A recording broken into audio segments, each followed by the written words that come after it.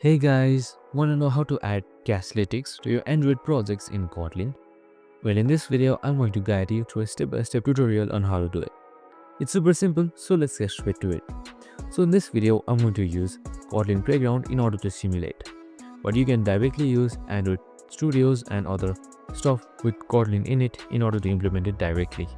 So let's get straight to it. Now let me head towards Playground first. Now just simply copy this code right here and I'll be explaining this code. Now first, you need to set up Firebase in your Android project. This involves going to the Firebase console, creating a new project and linking it to your app. Add the Firebase SDK and then include the Crashlytics dependency.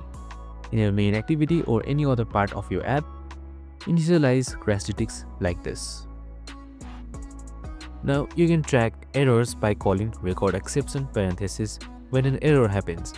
For example, in this simple demo, we were deliberately dividing 0 to trigger a crash. Firebase will capture this error and show it to your Firebase console, so you can monitor issues even when your app is live. Once everything is set up, you'll be able to see real-time crash reports. That helps you fix issues faster.